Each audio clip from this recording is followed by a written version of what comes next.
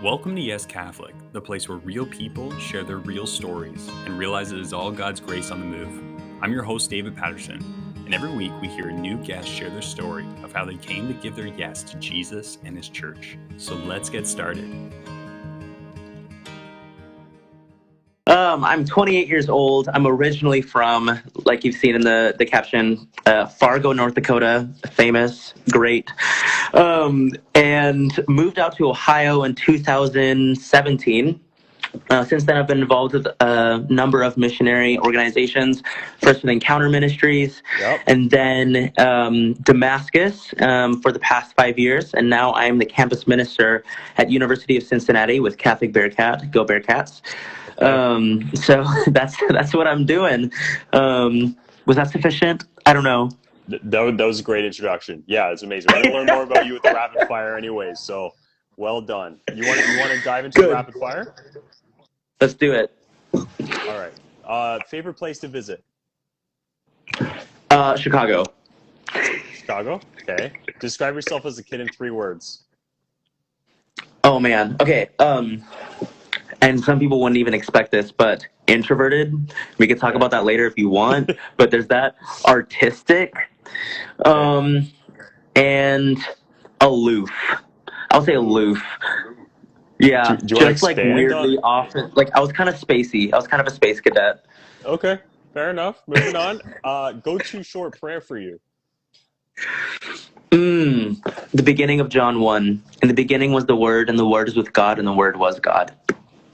That's powerful.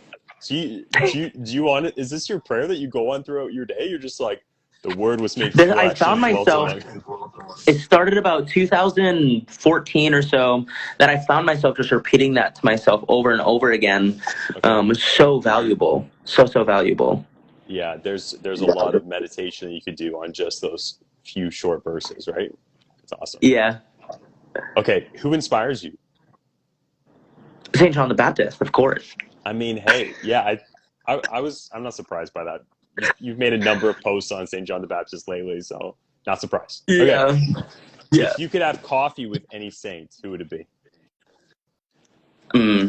Other than St. John the Baptist. Let's go. Let's switch her up. Is it annoying if I said St. John Paul II because he was a part of like the quote? I don't even know. I want to talk to somebody who like. That's who I would pick. Is JP2 for sure. I think it's got to be JP2. It's got to be JP2. Yeah. Okay, so I'm going to throw this in there. I know this is supposed to be rapid fire, not the Q&A later, but whatever. Okay, so what would be like one of your first questions for him? Sorry, this is such an unfair question from me to him. No, your question is fair. My question to him would be unfair. It's, what does the church need right now? Dang. Okay. Yeah. Yep. Well said. All right, moving on. We'll unpack that later. Okay. If you could ask God one question, what would it be? What does the church need? Right now in rapid fire, my question is, was it actually 7 days? Did you actually take 7 days to create? Or is that like a poetic thing where like where like it was more time, but like because 7 is the scriptural number of completion, was the 7 days. I know that's like not deep, but like that would do a lot for me if I knew if it was 7 days or like if it's poetically 7 days, you know? So, yeah, for sure. No, I can recognize that. All right. Well, you just flew through the rapid fire icebreaker challenge. Let's kick things off with the opening prayer, and then we'll get you to share your story. Okay? Let's do it. All right. In the name of the Father, and of the Son, the Holy Spirit. Amen. Come, Holy Spirit. Teach us how to pray. Lord, I just pray that you would send your Holy Spirit to be with us in our conversation tonight. Lord, I pray that you would just help us to decrease so that you would increase. Lord, help us to just keep our eyes fixed on you in this conversation. Let everything that we talk about give you glory. Lord, I thank you for all the graces in each of our lives and the ways that you have moved. Lord, lead us home. We make this prayer in Jesus' name. Amen. St. John the Baptist, pray for us. In the Father, and the Son, the Holy Spirit. Amen. I got a little confused there because we were like doing John Paul II and then St. John the Baptist, and I'm like, I was almost like meshing. Anyways, I digress. Right. Let's dive right in, man. Where does your story Let's begin? do it. Man, my story begins, like I said, in Fargo, North Dakota. I was born and raised in a Catholic family. I I was always a expressive kid. One of my first memories, if I'm being honest with you, is either with crayons or markers, with computer paper, and like starting to draw, but like I would get one line wrong. Like I would just like the beginning of the picture wouldn't even start right. And so then I would throw it away. And so like right next to me, you would see this pile of pieces of paper with like 2 lines on them that were just imperfect. And so that really sets the precedent for like who I am as a person. I'm not a perfectionist. If you know me, some people that follow me know me, a lot don't. You know that I'm anything but a perfectionist. But expressive and taking very to heart what I express and how I express it. And if it's like not authentic, then we're just gonna scrap it. Goes in the pile. So there's that. Yeah, I'm just gonna throw random stuff in there. Growing up, my favorite movie was Twister, 1994, with Helen Hunt and Bill Paxton. Used to watch that movie religiously. I'm talking like weekly, if not multiple times a week. To this day, I could watch it and probably say the script along with the movie. It's the only movie I have downloaded on my iTunes. It's still on my phone and my laptop. I watch it when I'm having bad days. I like it. Anyways, born and raised, and my mom had a lot of health issues growing up. So because of that, I grew up very fast. My dad was not present in our family unit and our family dynamic growing up. And so to help take care of her along with my grandparents growing up was like very fast at the age of 10 or so. And although that's very obviously not ideal, God, because he's good and kind, brought really good fruit out of that. So did that. My mom's now like very healthy. She's thriving. She's buzzing like a bee. Praise God. Praise the Lord. My next memory after that, I guess I'm just doing like going through it. I remember the summer after 5th grade, after my mom's health things kind of wrapped up and she got healthy, she sat me down and was like, Christopher, you're going to go to Catholic school. And I was like, no. It was this like dramatic like thing because I had been in public school from this point forward. And it was not even like I had no idea what that was going to be like. My idea was that I was going to look like some kind of backup dancer because I was wearing like this uniform like all the time. Totally irrelevant. So I go, you know, as one expects.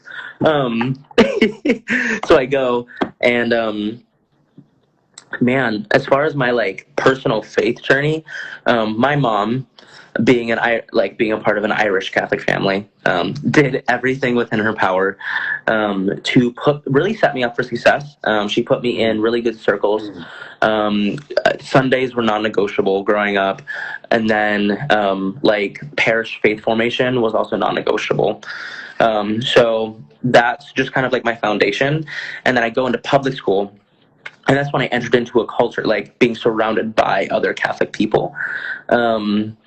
Obviously, and a lot of people that are watching, or you might know, like within a Catholic school, you've got like a whole spectrum of people, right? You've got people that are there because of good education. You've got people that are there because they're like, I don't know, it's the closest school to my house. And then you've got people there that are like, no, like this is real. Like I want to be a for real Catholic. So entered into that dynamic. My first actual like personal faith experience wasn't supposed to be explicitly spiritual, honestly. I remember my 7th grade class went on, it was all the rage at the time, these kindness retreats. Now I sound that was like really cringy, like I get that. But the whole point was with every action, that you do and everything that you say, you have an impact on the people around you. And for a kind of seventh grader that is like coming to self-realization of like, oh, life isn't about getting attention, like that was really helpful. So from that point forward, like I just really made it a commitment in small ways and some not small ways to at least try to make a positive impact on people around me with what I say and what I do. I remember after that retreat, my 7th grade religion teacher, Mrs. Kennelly, love her, gotta love her. She that year we were focused on the afterlife, and she was like, she was teaching us about heaven, hell, and purgatory, right? And I remember her saying that with like you can pray the rosary to help souls get from purgatory to heaven. And I was like, oh, that's dope. That's an awesome way to make a positive impact. This is 7th grade Chris. It's amazing. Yeah. And so I was like, okay, so I'm going to pray a rosary. So my commitment then was like, okay, I'm going to go to school early and go to the school chapel. I'm going to pray a rosary every Monday, Wednesday, and Friday before school starts for the souls that need it the most in purgatory so they can get to heaven. That was like the first time that I was like, oh, like I'm going to pray regularly. And yeah, so I did that. And you made that commitment of like Monday, Wednesday, Friday kind of deal. Yep. Right before school started, 30 minutes before school, I went to the chapel. So that's what I did. And then it just kind of snowballed and developed after that. You know, it went from like, oh, like I'm doing this good deed, right? Or praying this really deep prayer. I had no idea how deep the rosary was going to be. I was just following the brochure that taught you how to pray it. Right. And then it obviously developed into like, whoa, like God is Father, and God is Holy Spirit, God is Son, and you know, because I'd been in a degree of Catholic formation until this point, but for any of those watching, or maybe you know this, like the Rosary has a way, if you actually dive into the mysteries, of becoming so personal. And I was like, yes, this is different. This is different. So it continues to develop. Even the concept of like imaginative prayer, right? Like as you're praying the Hail Marys to actually enter into the mysteries of Christ, Our Lady will take you very deep into the mysteries of Christ if you allow her. Right. Exactly. So it was developing a prayer life and developing me on like a human level, if you want to say, of like, your life isn't about you. Like there's people in purgatory. There's people around you that need prayers. Like, you know, which was, it was just good. I think I turned out all right. So then we continue on into high school, Catholic high school. That was when I started to realize that my like, and I'll say this before I continue. There's always been like a particular grace. God is so kind. He's so good. There is, my family's not perfect, and there's been obviously with my mom's medical issues, and not having a father present, and just kind of like all of that swirling around. God has always given me a grace of faith, is what I call it. Like, and I think I hope everyone believes that faith is a gift from God. Like it's a grace. You know what I mean? Yes. Without that, we couldn't even possibly believe or live out that faith, right? So I was always peculiar. I was, you know, like I always took the faith seriously. I was like, this is real. Like it's not just like something. And I've always had this, I don't know, belief that like he's a real person. You know what I mean? That you have a relationship with. Going into high school, I started to realize that the way that I was living out my faith kind of it was different than the rest of my class. It was different than people around me. And I started to realize that was kind of a source of some of the isolation that I was feeling. On top of the ways that you already feel different as a middle schooler and then developing high schooler. Right. And so somewhere along the way, I don't necessarily know if I could pinpoint it. Probably the summer before my freshman year of high school, I was like, we probably will take a step back from being like really on fire. Probably take a step back from like living out my faith the way that I have been, because I just I don't want to be like lonely anymore. Like I don't want to be, I don't want to be different. You want to belong, which is really sad. You know what I mean? But I think all of us kind of experience times like that, and you know what I'm saying? Yes. So,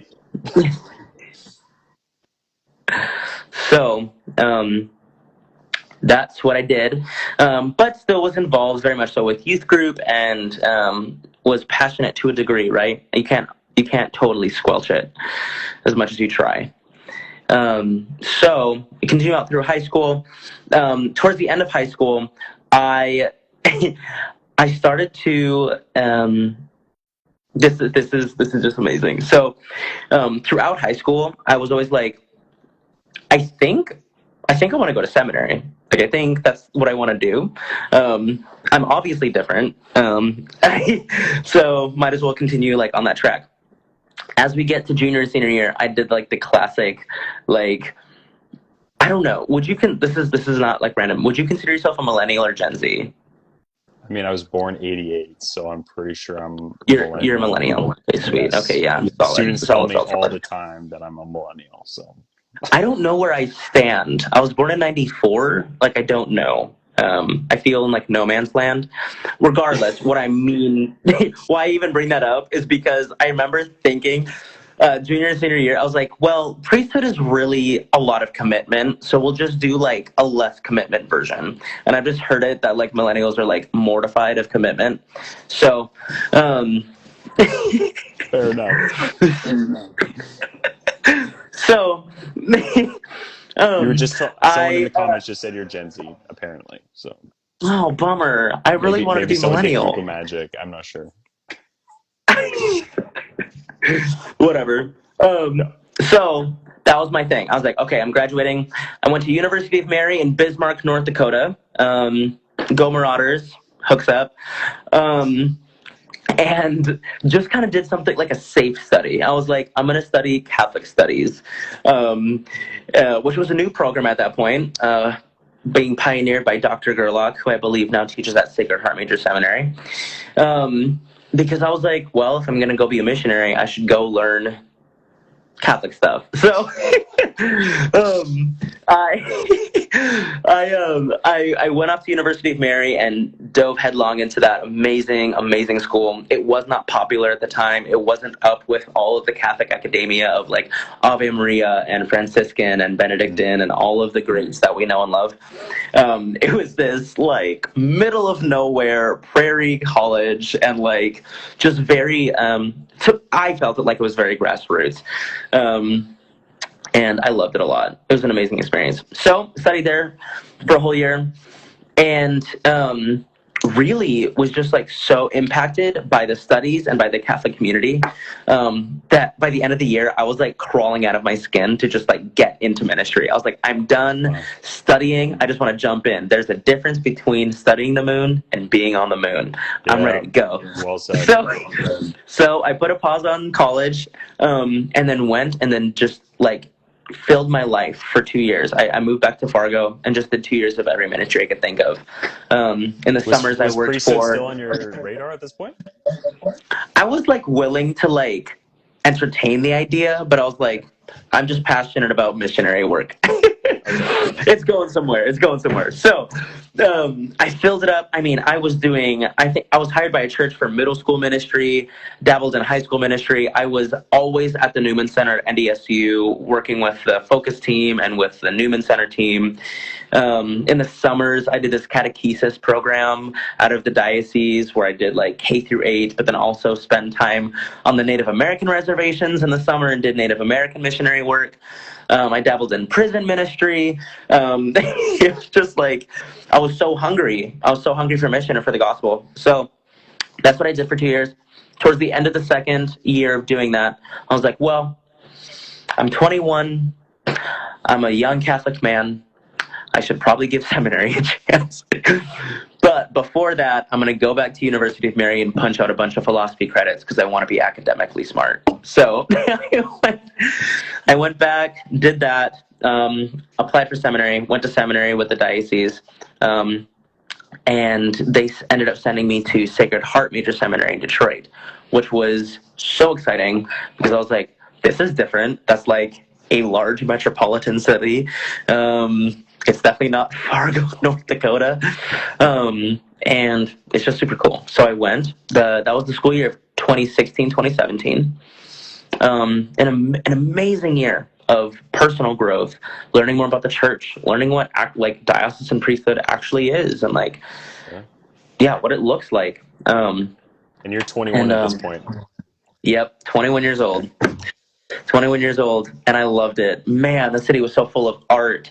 I'm obsessed with coffee. Before that, during college and during the ministry years, I was like on and off a barista at like many different places. Wow. And so like the coffee scene is, to this day, I've traveled the country. To this day, my favorite coffee shop is Congregation Coffee, a block away from Sacred Heart Major Seminary. Shout out Congregation Coffee.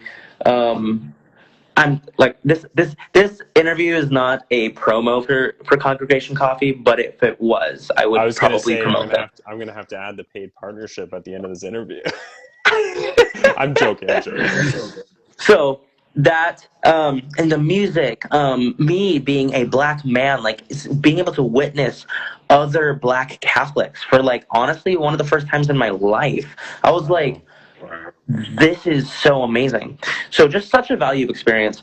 Towards the end of the year, just being like, wow, I've learned a lot. I don't think diocesan priesthood is my call, but this year was amazing. So during that year, though, I really got to be good friends with a priest by the name of Father Matthias Thalen. He lived a floor above me. Whenever I had questions or was having another quarter life crisis, like probably my third one of the semester, I would run up to his room and just be like, what am I supposed to do? And he would, pastor me through all that stuff. But he was highly involved with a ministry called Encounter Ministries that was being formed at the same time. And, Ohio and Michigan might have a really toxic athletic relationship, but they have a really healthy, Catholic relationship. So there's lots of good, friendships and community ties between the two states. And so I found myself at least twice in Columbus, Ohio during that school year, just kind of, making friends, and, it was just super good.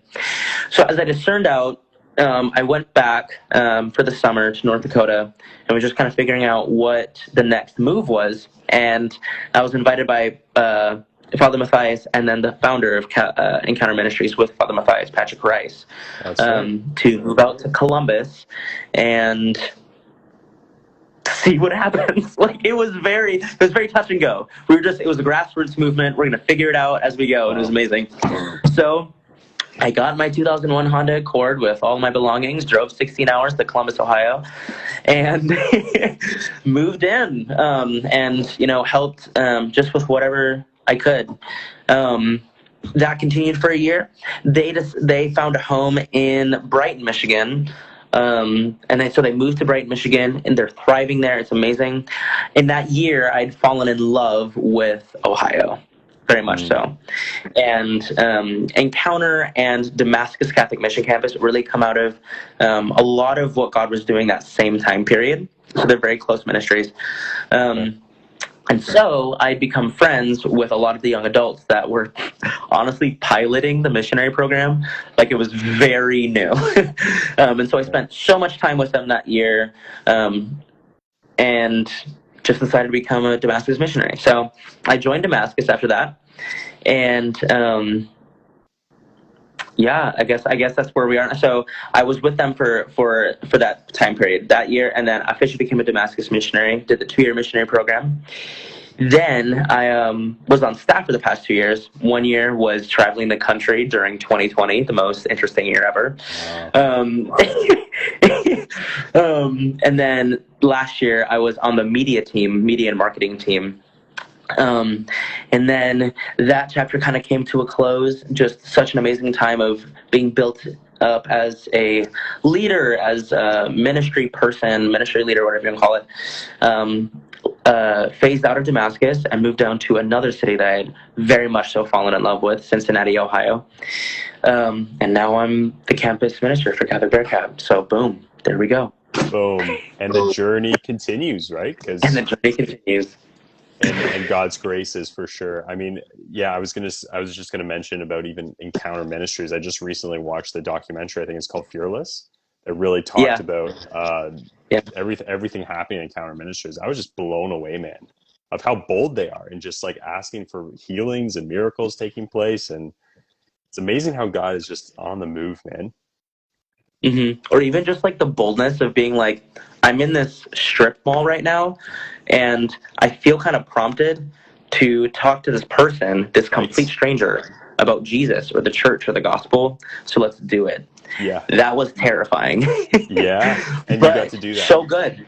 That is so much of what the world needs right now. So just like being a part of welcoming Catholics into that experience was amazing.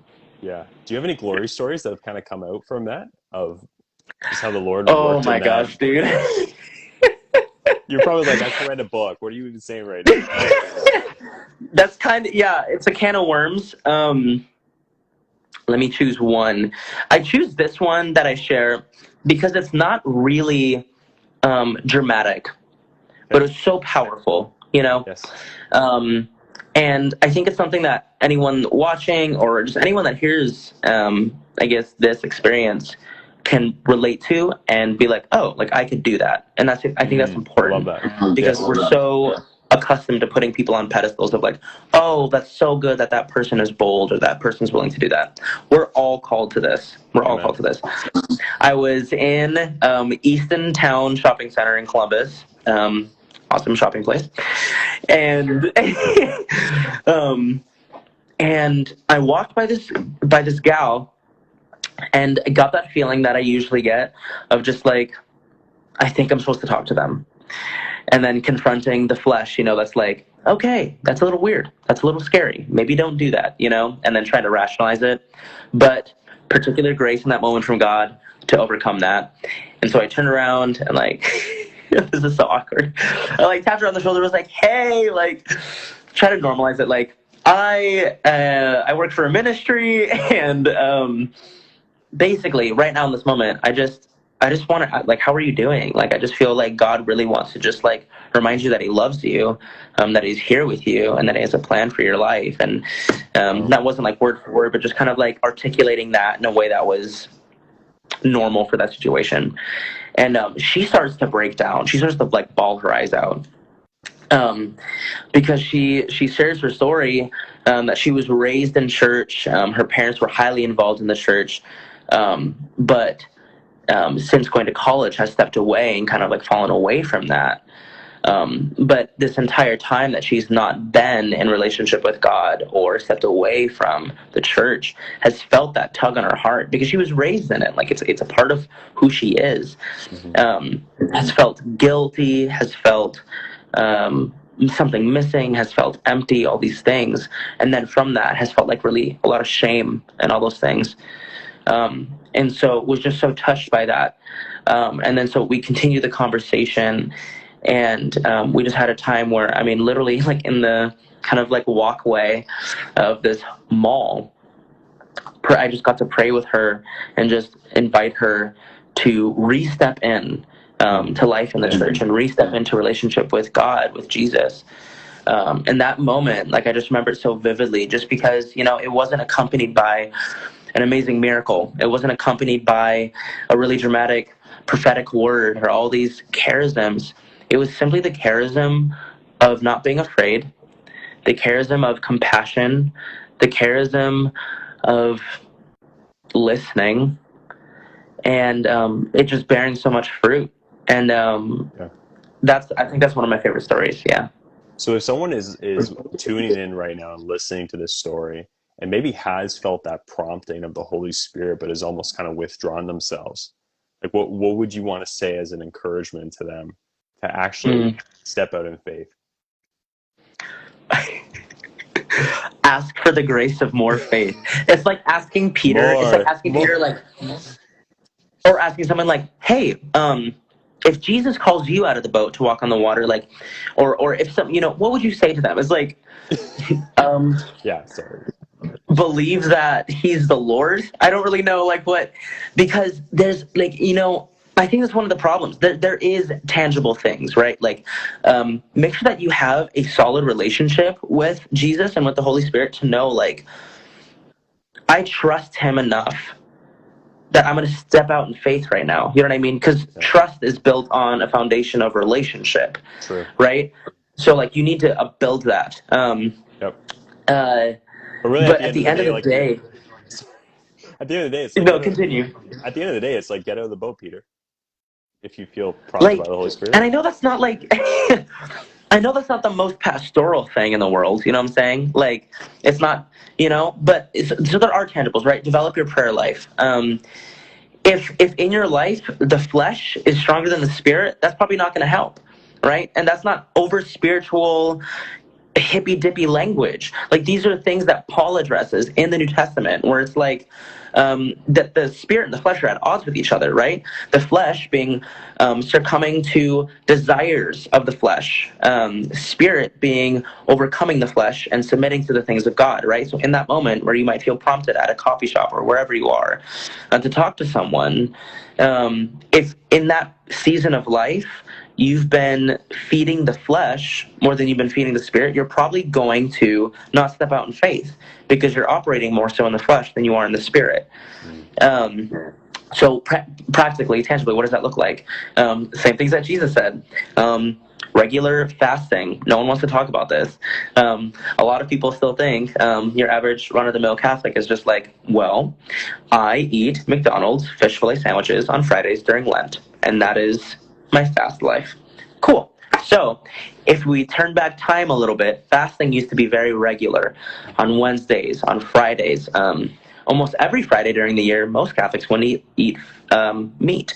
And that's not, I guess, a condemnation of anything. I don't even, subscribe to that particular practice, but, like, taking seasons of life where like, okay, I'm struggling with these sins, or it's a little bit harder for me to step out in faith, being like, okay, we're going to do no meat for a while so that we can get back in tune with what God is doing and get back in tune with stepping out in faith, right? Because the flesh ultimately is what's going to hold you back from those moments. Yeah, well said. So just nurturing that personal relationship with the Lord and putting that first, and everything else will be given to you. You had a lot of questions. You had a lot of questions fly in during the week, man. When I posted that question sticker, it just it lit up pretty fast. A lot of questions. Well, other people have that, right? Like, I don't think I'm special. I think other people that you interview have the same amount of questions, right? 100%. But it was interesting just to see the questions that were kind of flying in, and a lot of them had to do with, like, what inspired you to start the Instagram ministry. You want to speak to that a little bit? Yeah, Instagram ministry. That's funny to hear it. That was the wording of my Yes Catholic followers. Don't shoot the messenger. I'm literally. Okay, so here's one question. Literally quoting. Okay, I copy and pasted it. Are you receiving spiritual direction for your Instagram ministry? Ooh. Or even there was another one. Okay. Like, have you, like, what inspired you to begin this Instagram ministry? Like, it was. Anyways, go. Yeah. Okay, we'll start where things should be started. I remember the beginning of my second year on staff with Damascus. So fall of 2021, I think. Yep. I'd always had an appreciation for social media and was just like, oh, this is like a super dope outlet for lots of different things, right? But I remember that it was August or so, being like, I have something kind of like boiling inside of just like some fruits from prayer, and I think this could bless some people. I think it could bear some fruit. So I remember literally pulling up in my Adobe program on my laptop, just like a black square, adding some like distortion to it, and like just kind of like putting text in there randomly and being like, oh, that's kind of dope. And just being like, okay, sweet. Worked on that for like a little bit and threw it out there. You know, I think at that time I had like maybe 1,000 followers and was like, this is, I don't know, just something that I think is cool. Threw it out there. Was a very interesting response. It was like a lot of I never ever had people share content that I made. Mm-hmm. Like, that was very odd. It was very bizarre for me. I was like, whoa, that's new. That's different. And so I was like, that's interesting. So I continued. I remember the following weeks, the following months, just like continuing to pray through like different things that I've been thinking about or different like themes that have been coming up, and simply just like making some graphic art and captions to accompany it and putting it out there. And I remember the post that blew up. I remember staying up that night because I was just in absolute awe. I was so shook. It was that Sunday was a reading. A lot of the readings had to do with I think the gospel, not the gospel. Maybe it was. It probably wasn't though. It wasn't the gospel. The second reading or so was James, the first chapter of James, talking about what true religion was. And then kind of like the themes of the scriptures were like the relationship between relationship and religion, right? That was probably the second reading. Has been, what'd you say? It was probably it was the second reading. Right now, it definitely wasn't the gospel because it's not one of the four synoptic gospels. Okay. But so then I was just like, so at that moment, that whole day, I remember a lot of the frustrations surfacing from the past at least 6 years, because I remember graduating high school and then in college being such a huge topic of discussion of like relationship or religion, like relationship versus religion, and a lot of Christian people taking sides and it being a really intense thing. And being so frustrated by that, because at least with my upbringing, with my formation, it seemed really stupid to pin those two things against each other, instead of them subsiding together and benefiting from one another, right? Yeah. And so I thought it was just so stupid. I was just so tired of hearing people being like, well, I'm not really into religion, but I have like a relationship with God. And that's like kind of like harsh to say, but because of how rich religion actually is the relationship lived out, basically, is what religion is. And so I like sat down, read through the scriptures, read through some different resources, made some graphics, put it out there, boom, went to bed, woke up to an insane amount of activity on my Instagram. I mean, hundreds of people have shared my post, comments up the wazoo, DMs, people texting me like, holy crap, Chris, your stuff is blowing up. What is going on? And I was like, I don't even know what to say. I was you didn't expect it. I did not expect this to happen. I thought that this would just simply provoke a handful of people to think, and yeah. So cool. Let me answer the questions. Basically, that was the origin. I was like, okay, this is affecting people. This is bringing fruit to people's prayer lives, their relationship with God. So I'm going to continue. Awesome. So I continue. To answer I guess that was the inspiration. It was like, sure. I see fruit and I see God doing stuff, so I'm going to continue. Yeah. The second question is, in a way, yes. So I have really good priest friends that I walk with, that I do life with, that I go to for personal things and for ministry things, for vocational things. And this is a part of, I guess, my expression of life right now. And so they're brought into that for sure. For more, I guess, minute, nuanced things of like just foundational Christian things, like we should read the Bible more, or we should love Jesus, or just like whatever. No, they're not helping me create my content, because that would be a little bit meticulous. Sure. I trust the formation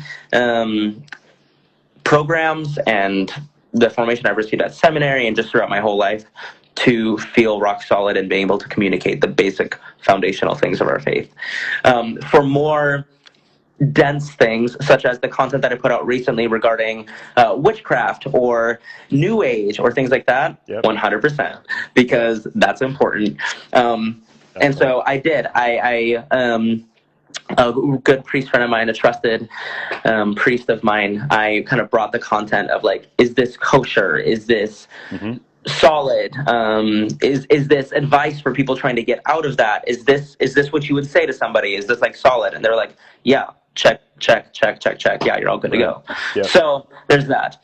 I guess my third bullet point in response to that particular question of like spiritual direction for the content, if it's someone asking that is kind of in the same thing of like, I'm putting out content, I want to make sure this is good, yeah, do that when necessary. I don't think it's important to be really rigid about that if you're putting out content that you're confident, rightfully, not pridefully, in your ability to communicate the beliefs of our faith and all these things, then do that. If there's things you're unsure about, then ask, because that's usually how that works. If you're unsure about things, then you should ask somebody who's smarter and wiser than you.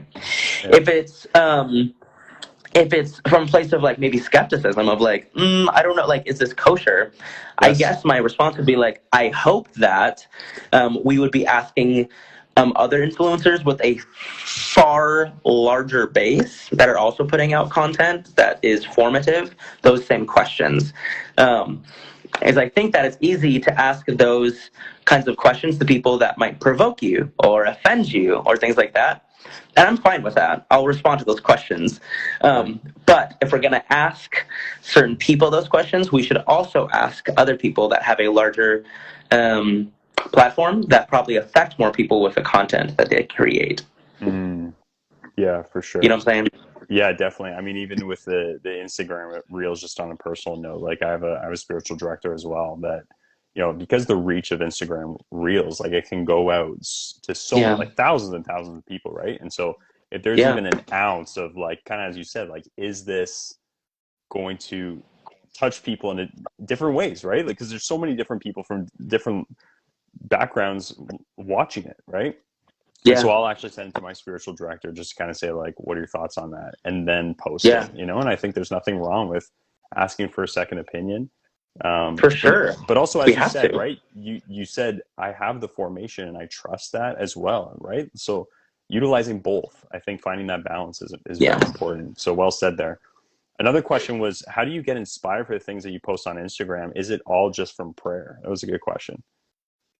Yeah. In a way, yes, but in a way, no. So, everyone's prayer life should not be on display for everyone. In fact, a majority, 99.99% of your relationship with God, your intimacy with God, should not be on display for everyone to see. Right. So, some of my content is fruit from my prayer that I've asked. I mean, this is going to sound silly when I say this, but if he's a person that we're in a relationship with, it's not silly.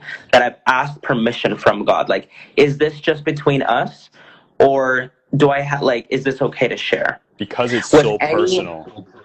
Because it's so personal. Yep. And any Catholic creative, whatever media you work with, should be asking this question. Is this between me and you? And this is something me and McLean, a Catholic Convo, talked about in our thing, that stuff that we put out. Saw that. Like, it's in the same way, and you can speak this better than I am, because I'm not married. Like, your relationship with your spouse, that's between you two. Mm-hmm. And you two decide what other people have access to. You two decide what other people see or what they experience, right? And the same too should be with God. So that's my process there. Honestly, a lot of my inspiration comes from when I'm driving. I can't even, like, that's not a spiritual thing. I'm driving and I'm just thinking about I'm laughing because I'm thinking about the church. That's where Yes Catholic came out. Was I was literally driving. I was saying yes to God, and then it was like Boom. So that's sorry. Yes. Boom. There's a special grace on driving. So, I'll be driving and I'm thinking about the church or the spiritual life or this thing or it's this saint's feast day or like we're in this. I love this liturgical seasons, dude. I'm so ready for Advent. Like we're in this season, you know, and I just love taking what we were raised with, you know, what we're given from Mother Church and being like, is there something we're missing here? Because I think that's almost all of my content is like, okay, cool. You're a good Catholic. Let's go deeper. We're going to spend our entire lives diving into the depths of the scriptures, diving into the mysteries of the church, diving into this whole thing that we should be so weary the moment that we're like, oh, I got it. Like, no, you don't. You don't got it. You know, so I just drive and boom, I get hit with it. I pray about it, you know, go through a few different drafts, designs, things like that, and throw it out there and hope it blesses people. That's it. Yeah, it makes me think of even the fact though, like how the church has a liturgical season of ordinary time. The idea is that basically like God wants to break through even the ordinariness of our lives and transform it from within, right? That his graces are there. So I think that's well said, man. Okay, most insightful thing that you've recently heard. Thoughts?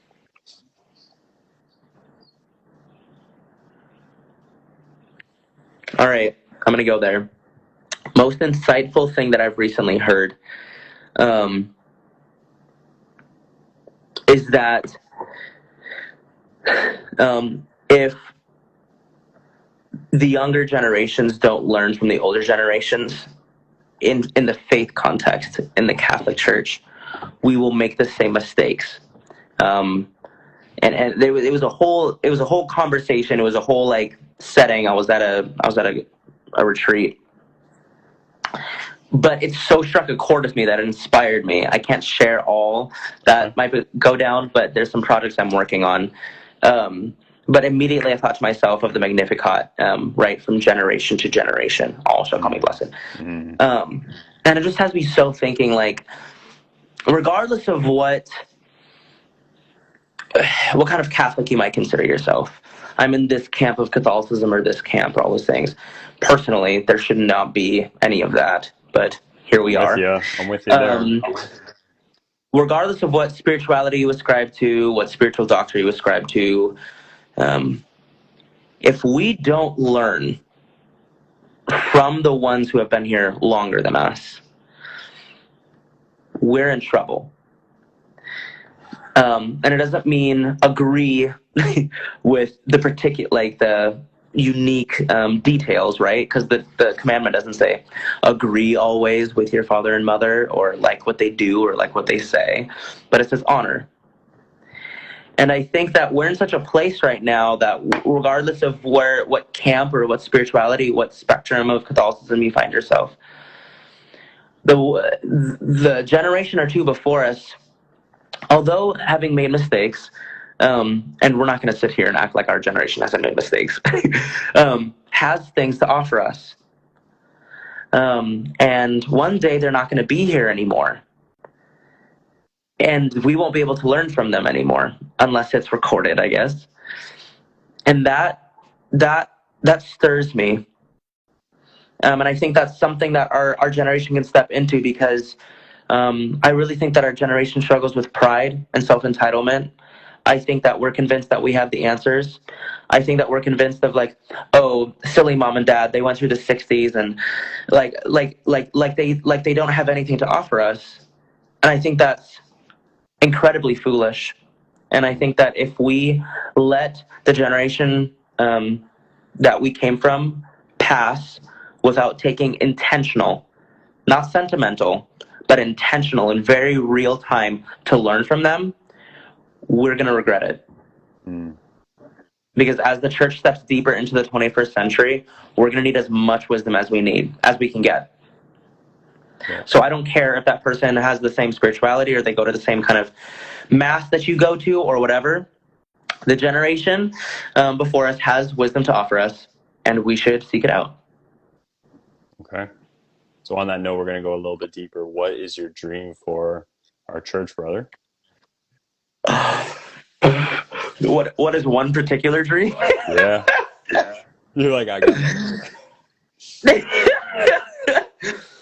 it. My dream, one of the most paramount dreams that I have for the church, for the bride, as I call her, is that we would rediscover Jesus's biblical model of discipleship and do it. I think that we're at a place where a lot of people, me, myself included, have come from preconceived notions of what discipleship looks like. And that particular word is almost so cringy because in the past decade or so, every diocese, every ministry, every movement was like, we're just passionate about discipleship. And I was like, cool. What is it? Like, let's talk about it collectively. This is something we need to rediscover and re-pioneer into the 21st century. Because what I find, I guess I'm a millennial, whatever, what I find my generation and Gen Z are hungry for is authentic, real, and biblical discipleship.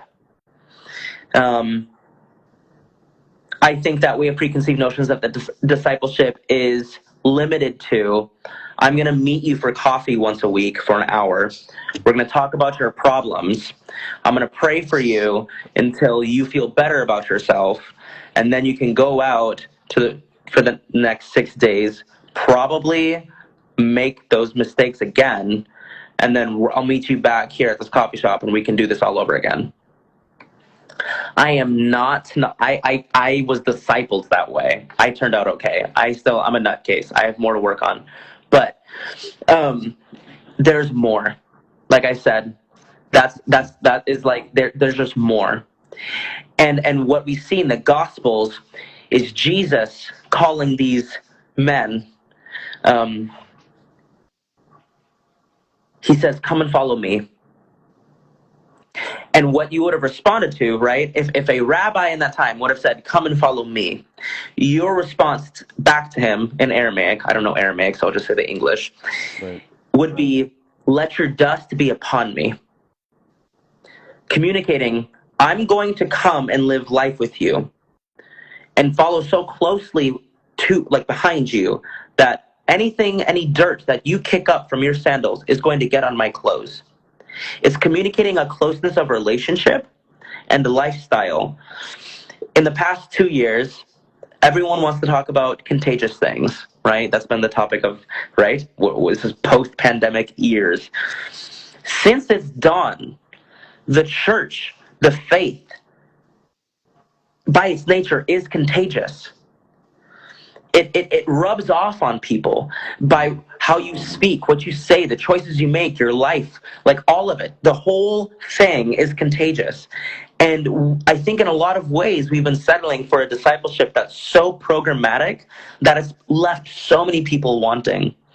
And it's not changed their life to the degree that they've hungered for. And I think that we need to rediscover that. I want to do something like that. I think that, and it just takes a matter of, it takes faith, it takes fearlessness, it takes boldness to figure out what that would look like. But that's what people are hungry for. And so I'm going to go live with this disciple that's older, that knows, the stuff, until my life is different. That's what Jesus said. He said, come and live with me for 3 years. We're going to do life together. And you're going to be different. And then I'm going to leave. And you're going to go do that to the corners of the earth. Yeah, man. I just want to see us move away from programs to biblical discipleship. And it worked. It worked. Dude, homie, read Acts 2. Literally, this is where I'm at, dog. We like to get excited about the first part of chapter 2, of Acts, and I'm here for it. I love Holy Spirit. I love Pentecost. Let's go. Yeah, Let's do it. Yeah. But I'm particularly obsessed, and I use that word rightfully so, with the second part of chapter 2, where it puts on display for the reader, the early church. They broke bread together. They worshiped. They went to the temple. They saw signs and wonders. They listened to the teaching of the apostles, all these things. And yes, we've developed after 2,000 years as a church, but there's something that those people had that I think we're missing. Because under threat of a violent government, it says, the very last words of chapter 2, and numbers were being added to them every single day, those who were being saved. Period. And we're satisfied with your average parish getting 4 to 5 RCIA people every Easter Vigil. That's once a year. I know. I've been thinking about that And I say this from a place of love. That's embarrassing. That's embarrassing. And I think that we can look at that and be like, okay, let's make some more programs. Come on, let's program this up. No. Those people didn't have programs. They had biblical discipleship, authentic community, and they relied on God to run his church. Mm-hmm. And they had a secret sauce. I'm trying to figure out what it is, because right now, we're not doing too hot. We don't have numbers being added to us every single day. And I'll be darned if I'm going to live my life being comfortable with 4 to 5 people coming into the church every Easter Vigil. That's not going to cut it. That is not a sustainable thing. We need to set our children up far better than that. So that was a lot. That's my dream for the church. It was good though, man. Like that encounter with the risen Lord though. And from that encounter with Christ, they were fearless. Yeah. Right? Which is we obviously have work to do. I mean, for me, my dream, the second that I just kind of asked you, I was sitting here, it was like, wake up. I can't, honestly, man, I can't get over. I was studying like when Matthew was called as Levi, right? Basically, he got up. Immediately, Jesus calls him, and he got up. And the same word, the Greek word is actually anastas, which is the exact same word that was used for the resurrection of Christ. That raising up into new life with Jesus, right? Come on. And I love that. So like, it's just fire. And I've just been really reflecting on that. And even in that famous painting, I forget what it was titled, but he has one hand holding the coins, and then the other hand, he actually has his hand like this when Jesus is pointing to him. He's like, me. Are you actually calling me? But then I love that painting. He got up, right? Mm-hmm. It's fire. Mm-hmm. I've been thinking about it for weeks. Let's go. It's very moving. So on that note, brother, I just want to thank you so much for your yes to Jesus and his church. Your posts are obviously thought-provoking. I read every single one of them. I mean, what I love about evangelization, though, is that we're on the same team. We're working for the same mission. It's about the salvation of souls. And really, like, I really enjoy what you have to say. It makes me honestly sit and think, and then leads me into prayer. So I just want to thank you for your witness and for all your gifts and talents that you're bringing in the building up of his kingdom. So if people want to connect, how would they go about doing that before we get you to close off in prayer? Connect with me? I mean, follow, learn more about what you got going on, those thought-provoking, you know what I'm saying? Go ahead and just follow me. If you want to see what's going on, follow me. That's the best way to connect. If you're in the Cincinnati area, DM me. We can connect or something like that. If you're in Ohio, Ohio's small. Ohio's small to me. Coffee shops. Just come along for the journey, and we'll see what happens. You could just that'd be great. That's fine. Awesome, man. Well, on that note, would you be able to close us in prayer tonight? Absolutely. Awesome. In the name of the Father, and of the Son, and of the Holy Spirit. Amen. Amen. Thank you, Jesus, Lord, for all that you've done through Yes Catholic, God. We believe, Lord, because it says in the scriptures that testimony is the spirit of prophecy. That simply sharing the testimony of what you have done in each other's lives, in our lives, releases grace for that in other people's lives. And so I just ask Jesus that, yes, Catholic would continue to be faithful to what you've asked, and that these testimonies, like not just mine, but like the countless testimonies that have been collected here and shared, would bear so much fruit in people's lives, wherever they're at. And I just pray, Lord, that you would continue to boldly draw your bride in to whatever you have in store in the 21st century, that we would be bold, that we would bear fruit, and that we would be who you're calling us to be and be faithful to you alone, Lord. And we just love you, Jesus. We mean that when we say that. And we pray this all in your holy name. Amen. Amen. Thanks for listening. If you enjoyed this episode and you'd like to help support the ministry, please share it with others, post about it on social media, or please leave a rating and review. To catch all the latest stories, you can follow us on Instagram at yes.catholic and visit our website, yescatholic.com. If you have benefited from Yes Catholic, please consider joining our Patreon community. Visit patreon.com/yescatholic. I would like to thank our current patrons for your ongoing prayers, support, and contributions that have helped Yes Catholic reach thousands of souls all over the world each week. 1 Peter 3:15 says, "Always be prepared to make a defense to anyone who calls you to account for the hope that is in you." You have a story. Don't be afraid to share the good news of how Jesus Christ has moved in your life with a family member, friend, or colleague. Give Jesus your yes every single day and watch the ripple effect of the gospel. Join us next week. The journey continues right here at Yes Catholic.